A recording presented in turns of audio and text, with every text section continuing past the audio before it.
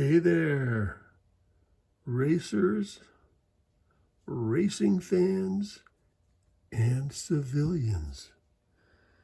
Welcome to Whispering Pines Thunderdome 2.0. I believe at this time it is basically tuned and ready to set up the electronics and see what can happen here. So yeah, we'll do a race here just shortly. These are two modifieds.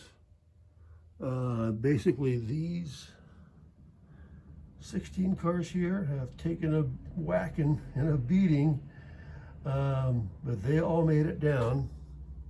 So next up will be these guys. So real quick, just take a quick look at this. This is the popsicle stick construction, which it's got its pros and its cons. I'll say there's that. So I have no worries about it. And let's take a look at the track. So we've got a Slandman start gate, and then about 6 feet orange track into a Slandman 180, back onto orange track through a Slandman crossover.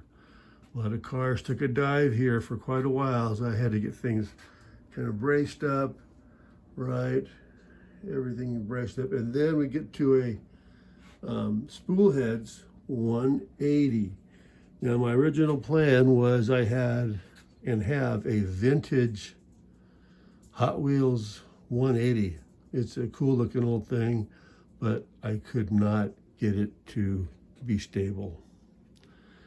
So I have moved to a Spoolheads 3D printed, and you can see, you know, I had to do some bracing there just to keep things static. Yeah, so, you know, if you look at the Slandman, it's very compact, high bank.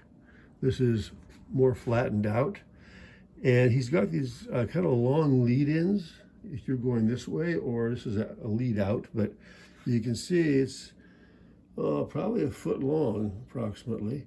And anyway, yeah, it's created its own problems, which are solved, right? I think I need one more thing right over here. Yeah, we got to put one more thing right there.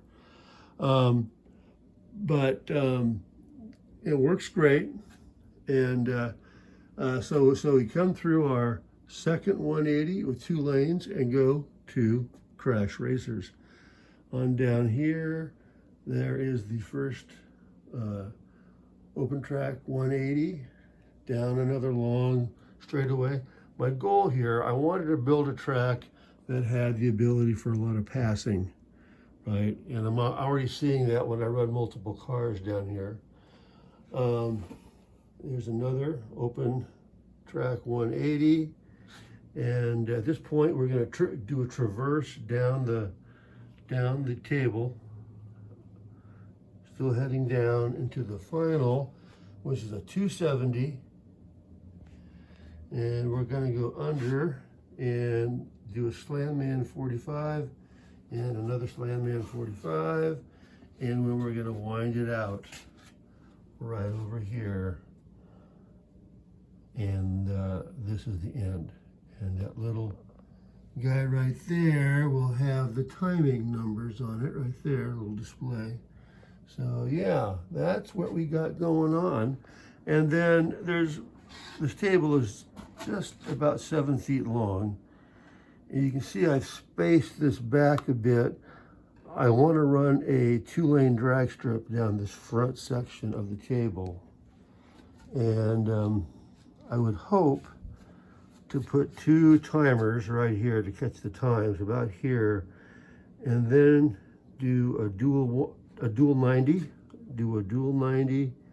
have it go under this track, another 90, taking us back this way now, and I would like to put a jump right here, see if there's enough speed to jump. And you know, this is going to be like a monorail up in the air. So it'll be almost 8 or 9 inches high right here when the cars go down to the tabletop. So anyway, that's a little bit down the road. and let's run these cars and see what happens.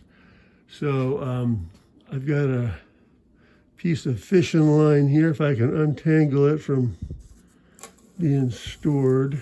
There we go. Okay, so we got an old fishing line here because I don't have the solenoid over here yet.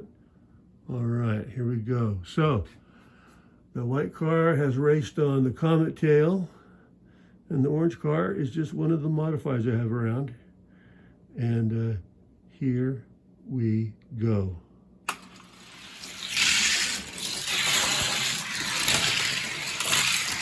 Oh yeah. Oh yeah. Good race.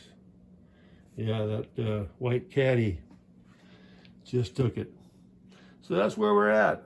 And looking forward to having some races on this guy.